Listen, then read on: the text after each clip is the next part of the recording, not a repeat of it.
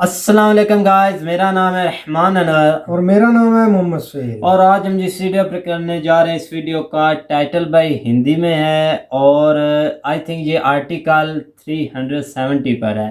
तो चलो वीडियो करते हैं शुरू और वीडियो के बाद देते हैं रिव्यू। अगर वीडियो आप पसंद तो लाइक सब्सक्राइब ज़रूर कीजिएगा और कमेंट में अपनी राय का इज़हार ज़रूर कीजिएगा।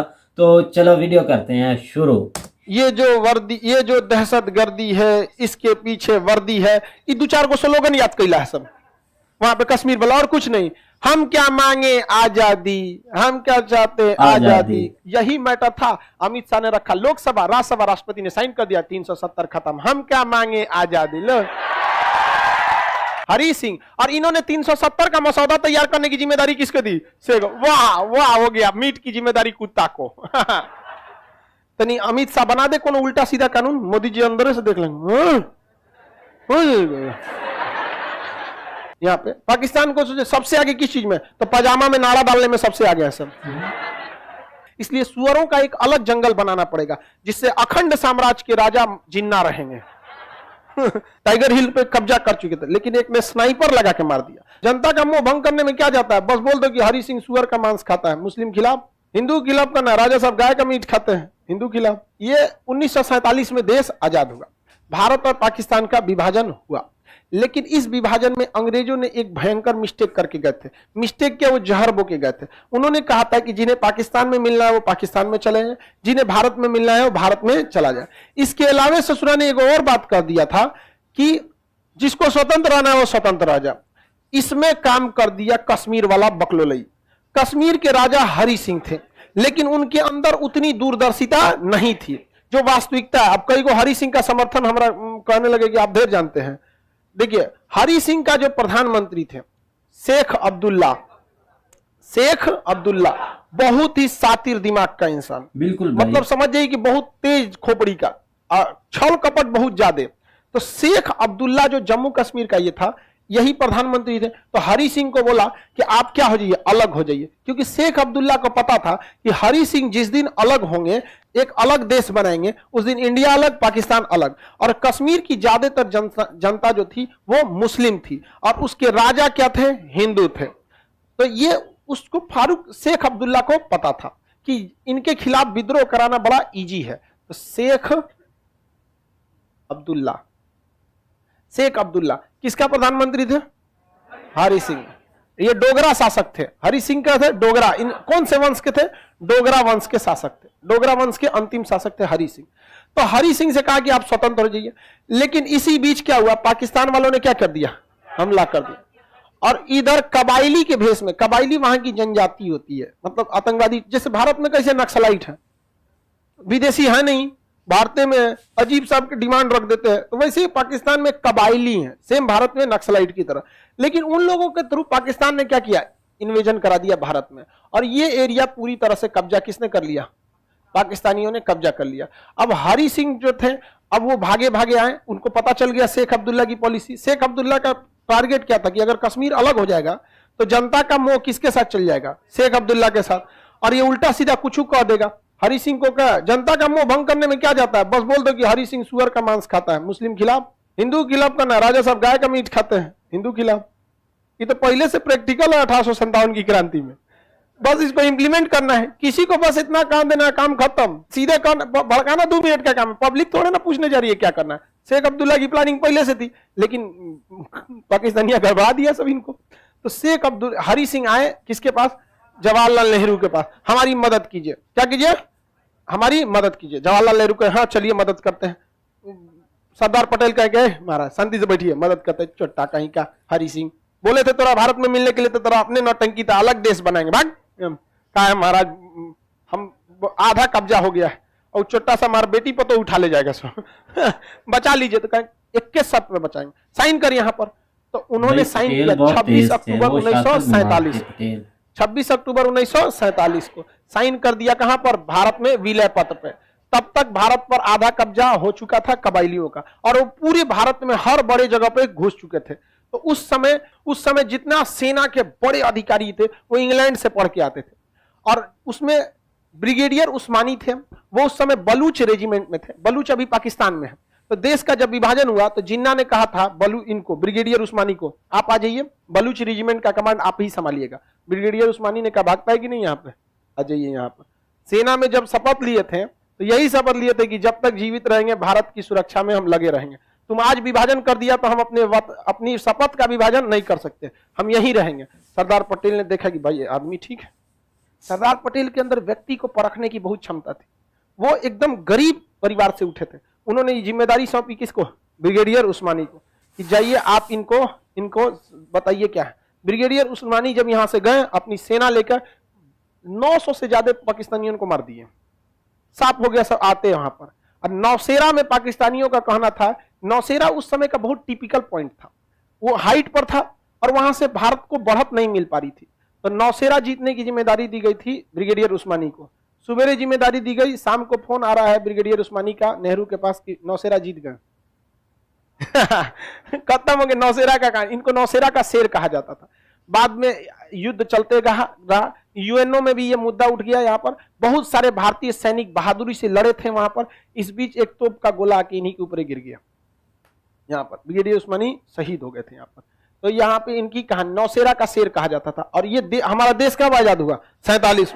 और 47 में क्या हो गया? मार चालू हो गया। और ये युद्ध 48 तक चला था और कई सारे इसमें हमारे भारतीय सैनिक शहीद हुए सब। यहाँ पर एक्चुअली क्या होता है कि जब भी कोई शहीद होता है ना, कमांडर का नाम ही सामने ज्यादातर आ जाता है। जैसे विक्रम बत्रा साहब, आप देखिए उनके साथ बहुत लोग शहीद हुए, बहुत सारे लोग शहीद हुए। लेकिन कुछ लोग जो होते हैं ना, बड़ा विषम परिस्थितियों में शहीद होते हैं। विक्रम बत्रा साहब जीत चुके थे, टाइगर हिल पे कब्जा कर चुके थे, लेकिन एक ने स्नाइपर लगा के मार दिया। स्नाइपर की गोली बहुत तगड़ी होती है और स्नाइपर लगने के बाद कोई बचता ही नहीं है। और स्नाइपर लगा के, स्नाइपर का काम ही होता है वीआईपी को मारो, पब्लिक को मारने के लिए स्नाइपर नहीं होता, मेन कमांडर को मार। और खोजिए रहा था बत्रा साहब। इसलिए देखेंगे ना, सेना में जब अधिकारी लड़ने जाता है ना तो उसका मेडल वेडल सब उतार के एकदम नॉर्मल फौजी की तरह दिया जाता है, ताकि दूर से पता ना चले कि यही अधिकारी है, वरना स्नाइपर वाले उन्हीं को मार डालेंगे। तो इस तरह से भारत ने 1948 की लड़ाई में क्या बनाया था? सीमा का निर्धारण किया। और जब सरदार पटेल ने यहां सेना भेजा ना, वही बन गया हम लोग के लिए line of control. Jawaharlal Nehru ने यहां गलती ये कर दिया। हालांकि इसमें अब जवाहरलाल नेहरू की गलती कहिए या फिर यूएनओ का दोगलापन कहिए, दोनों कह सकते हैं। जवाहरलाल नेहरू ने इस मुद्दा को 1948 में लेके चले गए यूएनओ में। 1948 में कहां लेके चले गए? यूएनओ में। यूएनओ जो है किसी भी मुद्दा को बर्बाद कर देता है।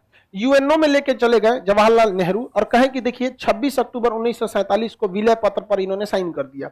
और उसके बाद आजादी का डॉक्यूमेंट दिखाएं जो संसद में पारित हुआ था, ब्रिटिश संसद में, आपको याद होगा, तो उसमें लिखा गया था स्पष्ट उस विधेयक में कि भारत पाकिस्तान का विभाजन होगा। जो स्वतंत्र रहना चाहता है स्वतंत्र रहे, जो पाकिस्तान में जाना चाहता है वहां जाए, जो भारत में आना चाहता है वहां आए। तो इस आधार पर विलय पत्र पर साइन हो गया। ये कश्मीर हमारा होना चाहिए, तो ये तो सही है। लेकिन इस दोगला को देखिए, ये कहता है कि हम वहां के लोगों से जनमत संग्रह कराएंगे कि हम कहां रहना चाहते हैं। वहां के लोगों से क्या करना चाहेंगे? जनमत संग्रह, रेफरेंडम कराना चाहेंगे। तो जवाहरलाल नेहरू ने कहा कि अगर आपको रेफरेंडम कराना है तो भारत के सभी राज्यों से करा लीजिए कि आप कहां रहना चाहते हैं। क्योंकि जवाहरलाल नेहरू तो एकदम परफेक्ट थे। सरदार पटेल ने भी कहा हाँ टेंशन मत लीजिए, इन 100 को हम अपने में ले लिए। और साथ साथ आप पाकिस्तान में भी तो जनमत संग्रह कराइए। लाहौर कैसे उसका, कराची कैसे उसका, जनमत संग्रह केवल कश्मीर पर। आज तक ये मुद्दा लटका हुआ है यूएनओ में। जो हमारी संस्कृति, गौरवपूर्ण संस्कृति रही थी जो पूरी दुनिया में, उसे हम लोग को, जिन्ना इस साले को कोई मतलब नहीं यहां पर, बस कश्मीर चाहिए। ये उल्टा सीधा यहां पर इसके कोई टारगेट, कोई उद्देश्य था पाकिस्तान बनने का? कोई उद्देश्य नहीं है इनको। अभी भी पूछेगा, कोई उद्देश्य नहीं है वहां पर। समझेंगे कि नहीं? कोई किस चीज में आगे हैं ये लोग? आतंकवाद छोड़ के यहाँ पे पाकिस्तान को सोचे सबसे आगे किस चीज में? तो पजामा में नाड़ा डालने में सबसे आगे है सब। ढाई डाल देता है सब। और क्या आता है इनको? लुंगी टाइट बांध देंगे सब, क्या आएगा उसको?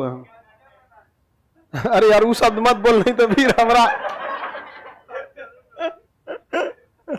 समझा गया कि नहीं? जिन्ना को चेयर चाहिए था, कुर्सी चाहिए थी, ये बेवकूफ है। देखो बाबू, कुछ लोग कहते हैं कि प्रधानमंत्री के लिए जिन्ना ने ये सब कुछ किया। बाबू जिन्ना ने तो पाकिस्तान की मांग 1940 में ही रख दी थी। देश कहां आजाद हुआ था? प्रधानमंत्री का तो बात आता है कैबिनेट मिशन के बाद, प्रधानमंत्री की बातें शुरू होती है 1951 के प्रथम आम चुनाव में। उससे पहले प्रधानमंत्री की बातें कहां आती है? अभी देश तो आजाद होने दीजिए। 1942 में 45 में शिमला सम्मेलन में कूद के भाग गया, कहां प्रधानमंत्री की बात आई थी? वो तो मुस्लिमों के क्षेत्र है। यहाँ पे प्रत्यक्ष कार्रवाई दिवस 1946 में बताया, कहां प्रधानमंत्री की बात आई थी? ऐसा नहीं था प्रधानमंत्री के उससे आता। ये सब चीजें थोड़ी सी मन गलत है। आप बताइए, क्या प्रधानमंत्री को चक्कर में विभाजन किया था? नहीं, उसको अलग बनाना ही था। सुअरों का एक बाड़ा खोलना था उसको, जहां एक साथ सब रह सके। तो वो उसने कहा कि यहां नहीं रह पाएगा, शेर के साथ सुअर नहीं रह सकते। तो उसने क्या कर दिया? विभाजन कर दिया वहां पर। समझ में आ गया कि नहीं गया? तो ये मत सोचिएगा कि उसने क्या किया था, अलग रह दिया था, क्योंकि उसे पता था कि जंगल में अगर रहेंगे तो कभी भी सुअर जो है वो राजा नहीं बन सकता। इसलिए सुअरों का एक अलग जंगल बनाना पड़ेगा, जिससे अखंड साम्राज्य के राजा जिन्ना रहेंगे। तो जितने विभाजन करके रखेंगे। यहाँ हरि सिंह की भी बेवकूफी थी। क्या जरूरत है यार, पिटा के आए हो, तुम्हारी बात कोई नहीं सुनेगा। होशियारे बनते हैं हरि सिंह। यहाँ पे यूएनओ में मामला चल गया, अटक गया। अब कश्मीर जो था, हरि सिंह किस पे बिलीव करते थे? शेख अब्दुल्ला पे। इसने कहा, हरि सिंह ने कह दिया कि हमारा अलग संविधान बनेगा। इसने चढ़ा दिया इनको, हरि सिंह को, कि कहिए हमारा अलग संविधान रहेगा। ये 370 कहे थे ये हरि सिंह, हमें लिए क्या रहना चाहिए? 370। ये जिम्मेदारी मिट गया हरि सिंह पे। ओहो माय गॉड, हरि सिंह। और इन्होंने 370 का मसौदा तैयार करने की जिम्मेदारी किसको दी? शेख। वाह वाह, हो गया, मीट की जिम्मेदारी कुत्ता को। हाँ, समझ में गए? नहीं ना रह सकता है। तब देखे यहाँ पे हरि सिंह ने कह दिया कि भैया हमारे लिए क्या रहना चाहिए? अलग संविधान। इन्होंने कहा कि हम अच्छा से मसौदा तैयार करेंगे। 370 में इन्होंने ऐसा बातें डाला था। 370 का एक में इन्होंने सबसे पहले कहा था कि जम्मू कश्मीर की सीमाएं भारत की सीमाएं हैं, मतलब जो जम्मू कश्मीर का क्षेत्र है वही भारत की सीमा है। तो 370 के ए में कोई छेड़छाड़ नहीं हुआ है। देखियो 370 ए अभी भी वैसे ही है, क्योंकि 370 का ए हटाएंगे तो जम्मू कश्मीर की सीमा भारत की सीमा नहीं रहेगी, ऑटोमेटिक भारत से अलग हो जाएगा। तो ये कहता है कि जम्मू कश्मीर की सीमाएं भारत की सीमा, अच्छी बात है। उसके बाद जम्मू कश्मीर में भारत का पूर्ण संविधान लागू नहीं होता। आगे और बात कहा गया है, यहाँ पर राष्ट्रपति का शासन लागू नहीं होगा, यहाँ नेशनल इमरजेंसी लागू नहीं होगी, यहाँ बाहर के लोग यहाँ आके परमानेंटली बस नहीं सकते हैं। ऐसा बात किया गया। सबसे खराब इसमें कहा गया था कि पाकिस्तान की कोई लड़की अगर भारत में यहां जम्मू कश्मीर में शादी करती है तो उसे जम्मू कश्मीर की नागरिकता दे दी जाएगी, लेकिन भारत की लड़की अगर जम्मू कश्मीर में शादी करती है तो उसे नागरिकता नहीं दी जाएगी। यह सबसे खराब चीज था। कहा हरि सिंह, कहां दिमाग था आपका? किस किस को हम बोले? इस बर्बादी में सबका हाथ है। समझा गया कि नहीं? प्रधानमंत्री को प्रधानमंत्री भर रखिए, राजा है ना आप जी, राजा का 10 गो आंख होना चाहिए। तनी अमित शाह बना दे कोनो उल्टा सीधा कानून, मोदी जी अंदर से देख लेंगे।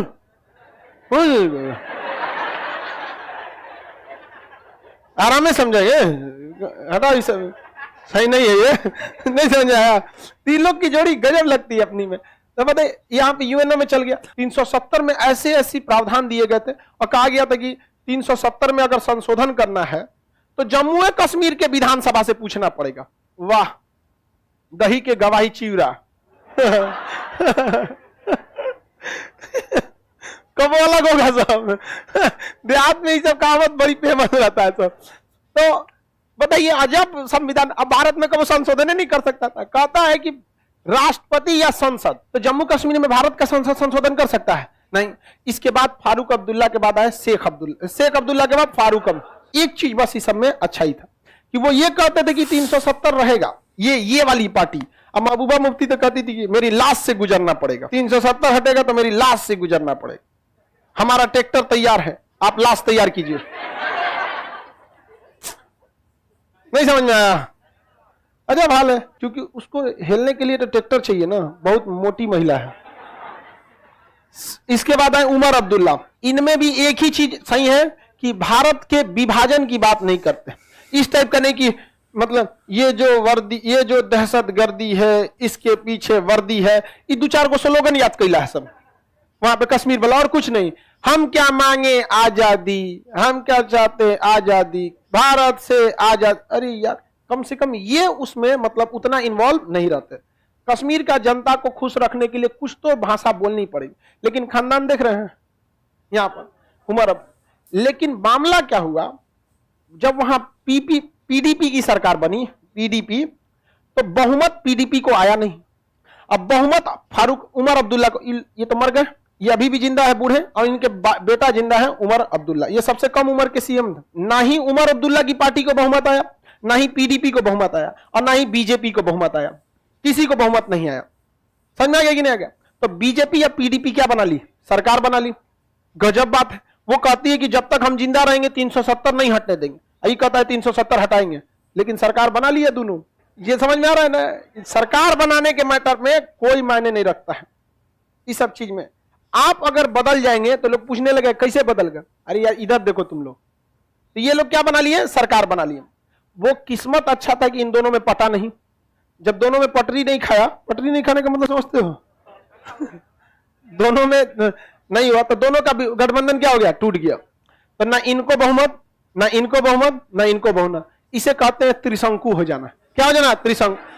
अब ये गड़बड़ ये हुआ कि हमारे संविधान बनने में जब भीमराव अंबेडकर थे तो उन्होंने एक स्पेशल प्रावधान जोड़ा था कि जब किसी राज्य की विधानसभा चल नहीं रही है या भंग है तो उस कंडीशन में उस राज्य के लिए कानून राष्ट्रपति बना सकता है। और इन गधों की यह सबसे बड़ी भूल हो गई। आओ फाउंडेशन पढ़, अब तू थोड़ा पता चलेगा। हमें पढ़वे नहीं करेगा यहाँ पे फाउंडेशन। खैर ठीक हुआ उस समय हम लोग ऑनलाइन नहीं पढ़ाते, नहीं तो क्या पता सोचा पढ़ लेता सर और गठबंधन कर लेता सर कि 370 को जिंदा रहने के लिए हम दोनों का एक होना जरूरी है, तब राष्ट्रपति नहीं बना सकते थे।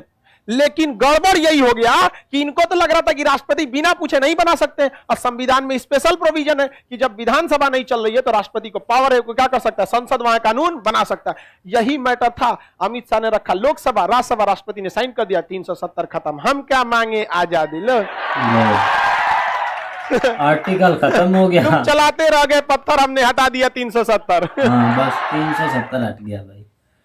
तो गाइस जैसा कि आप वीडियो देख रहे थे तो सर खान ने एक डिटेल दी है, बिल्कुल भाई एक डिटेल राइट दी है। तो लेकिन ये आर्टिकल 370 भाई ये तो 16 मिनट में सर खान ने ख़त्म कर दिया। ये तो भाई बहुत लंबा चला था। तो ठीक है वीडियो में उन्होंने शार्ट करके बता दिया, लेकिन इस पे जो डिटेल से वीडियो है ना तो ये है कि ये स्टार्टिंग से ना मतलब कि ये काम शुरू कहाँ से हुआ था। तो ये मतलब कि जब आज़ादी हो रही थी हर एक कंट्री की खैर क्या जो गोरे थे वो तो भाई पहले ही सारे जो हम पर हुक्मरानी कर रहे थे। तो उस वक्त भाई जो अंग्रेज़ों का ये था, उन्होंने कह दिया था कि जो भाई है ना ये इंडिया पाकिस्तान जो भी मतलब आज़ाद होना चाहते हैं ना अगस्त में आज़ाद हो जाएंगे विद प्रूफ। तो भाई वो अब जो थे ना सारे 15 अगस्त तक का टाइम था तो ज़्यादा होगा भाई। तो उस वक्त ना हर एक को भाई हलचल थी कि हम आज़ाद हो, हम आज़ाद हो।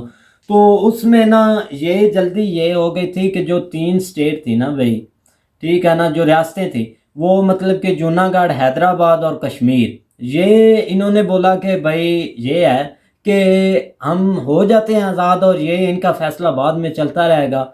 तो उस वक्त ना भाई इनका फैसला बीच में ही था।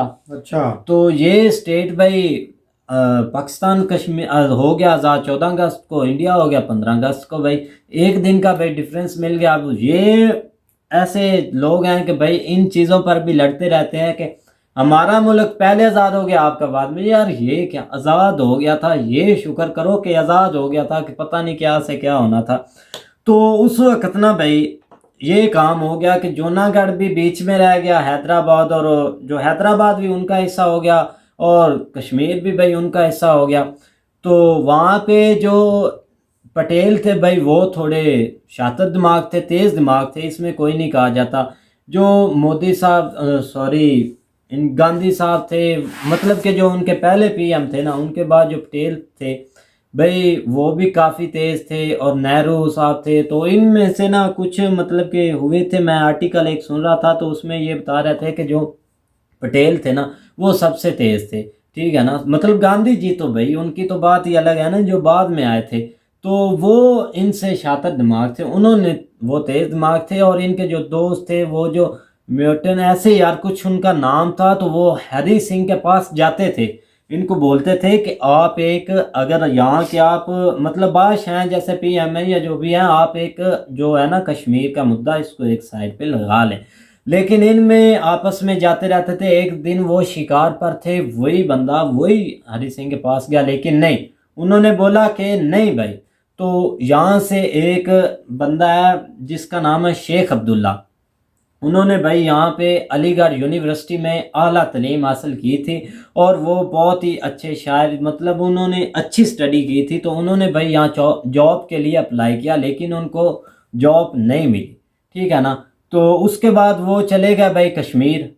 तो वहाँ पे उन्होंने ये काम स्टार्ट किया। जब उनको दिखा कि ये ऐसे नहीं ऐसे है तो वो भाई लगे रहे। तो वो आखिर उन्होंने हरी सिंह को दे दी भाई, उन्होंने नाकामी दे दी। तो वहाँ पे भाई ये है कि जो हरी सिंह है उनको भाई जब नाकामी मिली तो वो जब वहाँ पे दूसरा भागता हुआ उनके पास गया। और तब तक तो भाई यहाँ से जैसे सर खान ने बताया था कि यहाँ से भाई और ही उन्होंने चढ़ाई कर दी थी कि जम्मू कश्मीर, और उन्होंने जो आधा हिस्सा या आधे से कम है वहाँ पे इन्होंने भाई जो देहाती हैं या इन्होंने भाई वहाँ पे कब्जा कर लिया। तो वो यहाँ पे आ गए। तो नेहरू के पास गए थे, वहाँ पे पटेल भी थे। उन्होंने भाई ये आहिस्ता आहिस्ता मतलब कि आपस में ना ये इनके साथ बातें की। तो वो बोलते हैं कि वो हमारे साथ शेख अब्दुल्ला ये कर रहे हैं वो कर रहे हैं, मतलब कि वहाँ पे शेख अब्दुल्ला ने तब तक वहाँ पे जाते हुए भाई वहाँ पे कब्जा हो गया था। तो तब ये काफ़ी लंबी स्टोरी है भाई, नेक्स्ट फिर देखेंगे। तो उम्मीद करता हूँ कि गाइस नेक्स्ट ज़रूर भाई वीडियो बना लेंगे। मेरा दिल भी था कि जो आर्टिकल 370 है ना भाई ये डिटेल में वीडियो है तो उस पे मज़ा आएगा, वो वीडियो बना लेंगे। तो ये सर खान की वीडियो थी, वो मैं अभी उस पर हिस्ट्री पढ़ रहा था इसीलिए थोड़ा सा भाई हो रही हैं गलतियां, क्योंकि मैंने अभी इतना फोकस नहीं किया था क्योंकि मैंने आज ही स्टार्ट की थी।